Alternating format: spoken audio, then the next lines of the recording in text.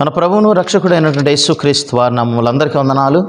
ప్రియమైన దేవుని బిడ్డలారా, మనం ప్రార్థన గురించి ప్రతిరోజు ధ్యానించుకుంటున్నాం. ఈరోజు కూడా ప్రత్యేకంగా మరి ఈ రోజు నుంచి భక్తులు చేసినటువంటి విజ్ఞాపనలు మనం చూసుకుందాం, లేదా నీతిమంతులు చేసినటువంటి విజ్ఞాపనలు చూసుకుందాం.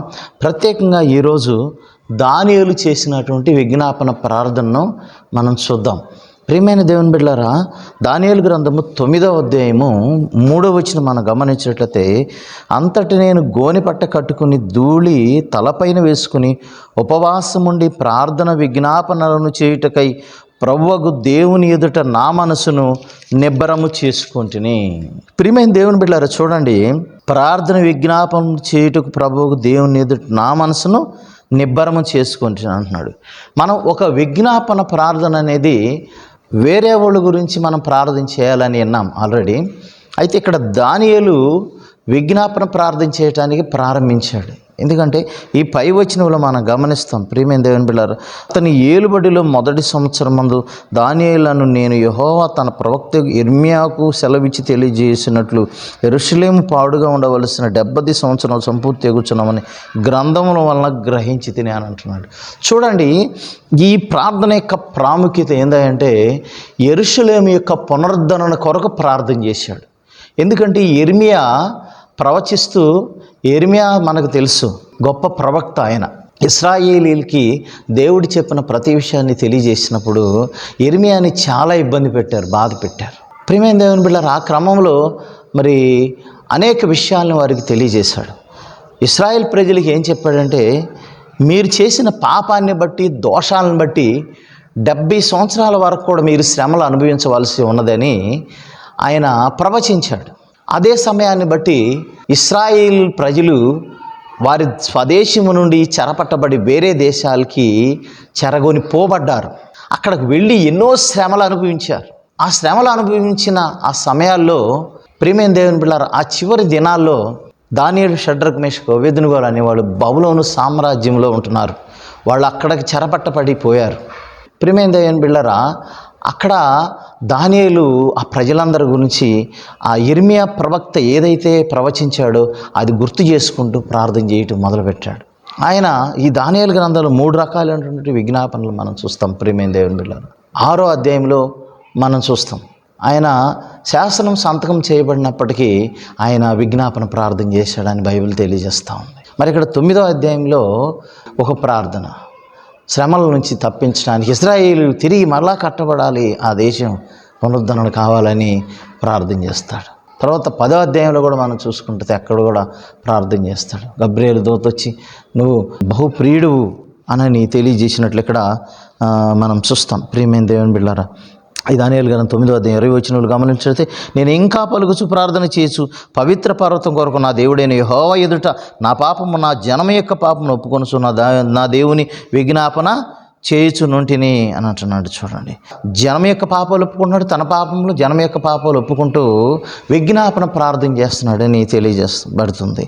ఆయన ప్రార్థన చేస్తున్నప్పుడు జరిగిన గొప్ప కార్యం, నేను ఇలాగును మాట్లాడుచు ప్రార్థన చేయుచుండగా మొదట నేను దర్శనమందు చూచిన అతి ప్రకాశమానుడై గబ్రియేలు నా మనుష్యుడు సాయంత్రపు బలి అర్పించు సమయమున నాకు కనబడి నన్ను ముట్టెను. అతడు నాతో మాట్లాడి ఈ సంగతి నాకు తెలియజేసి ఇట్లా, నేను దానియేలు నీకు గ్రహింపశక్తి ఇచ్చుటకు నేను వచ్చి తిని అని అంటున్నాడు. చూడండి ప్రియమైన దేవుని బిడ్డలారా, ఆయన ఎప్పుడైతే ప్రార్థన చేస్తూ ఉన్నాడో, విజ్ఞాపన చేస్తూ ఉన్నాడో, ఆయన పొందుకున్నది ఏంది?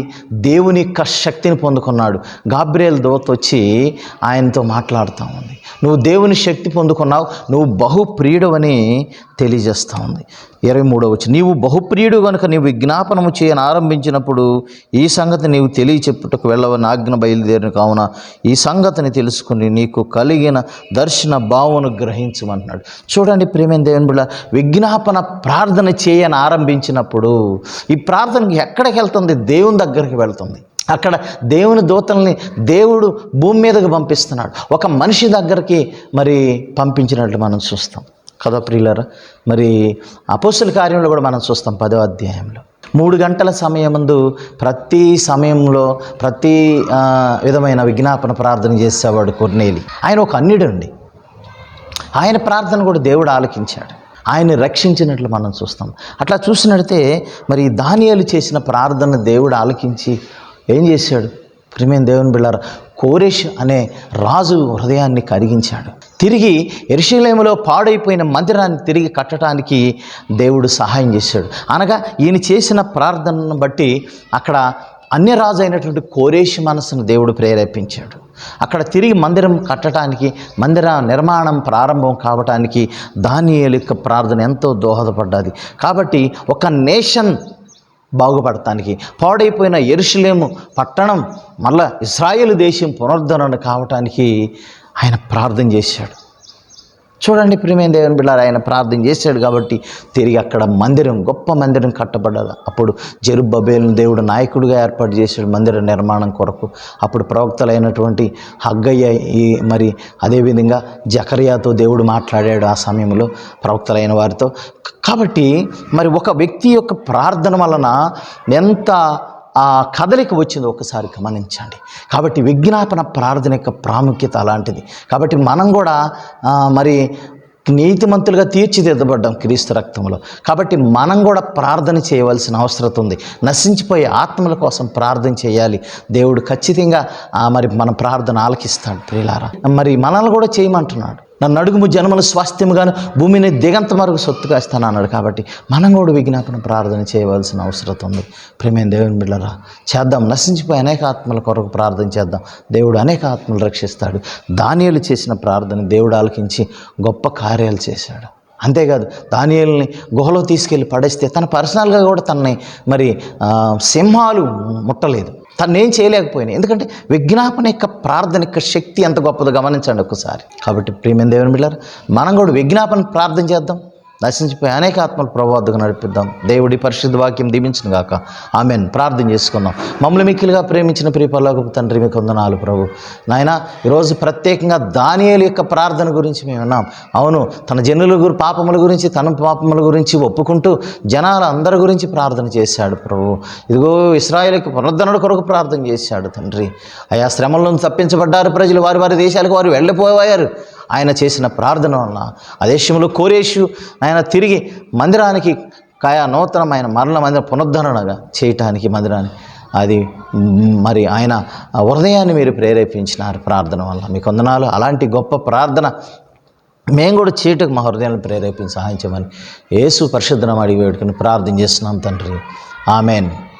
మన తండ్రి అయిన దేవుని ప్రేమ, ప్రభువైన యేసుక్రీస్తు కృప, పరిశుద్ధాత్మని సహవాసం ఇక్కడ చేరమనుకును సకల పరిశుద్ధులకు ఎల్లప్పుడూ తోడే నడిపించును గాక. ఆమెన్. అందరికీ వందనాలు. ప్రియమైన దేవుని బిడ్డలారా, మరీ కొద్ది కాలం కలుసుకుందాం అందరం. అప్పటి వరకు దేవుని దయ కనికరం మీ మీద ఉండును గాక. God bless you all.